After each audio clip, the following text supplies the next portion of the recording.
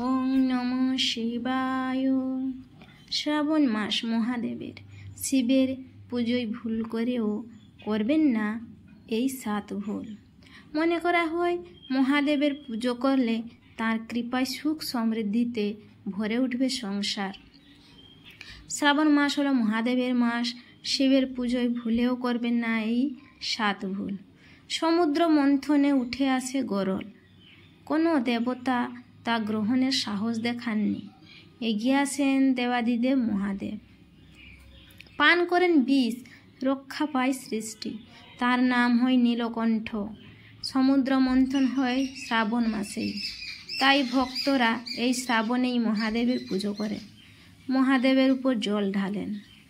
মনে করা হয় মহাদেবের পুজো করলে তার কৃপায় সুখ সমৃদ্ধিতে ভরে উঠবে সংসার। কিন্তু ভুল করলে মহাবিপদ। ভাবছেন প্রতি সোমবার শিবের আরাধনা করবেন, কিন্তু ভুলেও করবেন না এই 7টি ভুল, তাহলেই সর্বনাশ। 1 নম্বর, স্নান না করে পুজো করবেন না।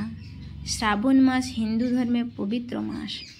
এই সময়কালে মহাদেবের পুজো করলে সব আশা পূর্ণ হয় বলেই বিশ্বাস করা হয়। তবে স্নান না করে ভুলেও মহাদেবের পুজো করবেন না। 2, সোমবার কোনো কালো পোশাক পরবেন না। কালো রঙকে অশুভ বলে বিবেচনা করা হয়।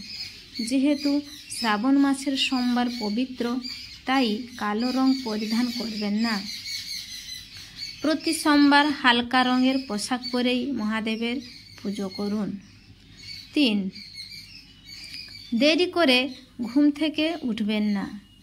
বিশ্বাস করা হয় দেরি করে বিছানা ছাড়লে নেগেটিভ শক্তি বাসা বাঁধে শরীরে, তাই তাড়াতাড়ি ঘুম থেকে উঠে ধ্যান করুন, মহাদেবের আশীর্বাদ পাবেন।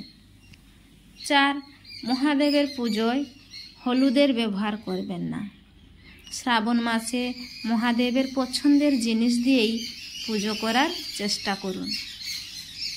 5, মন্ত্র জপের সময় অতিরিক্ত সজাগ থাকুন। শান্ত মনে মন্ত্র জপ করবেন।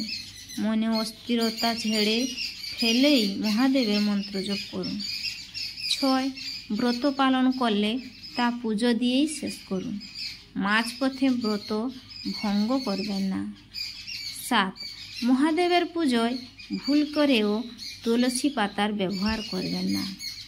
হিন্দু শাস্ত্র অনুযায়ী তুলসী ছিলেন জলন্ধর নামে এক অসুরের স্ত্রী।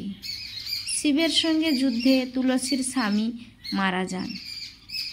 শিবকে দেবী তুলসী অভিশাপ দিয়েছিলেন, শিবের পুজোয় কখনো তুলসী পাতা ব্যবহার করা হবে না। তাই ভুল করেও শিবের পুজোয় তুলসী পাতার ব্যবহার করবেন না।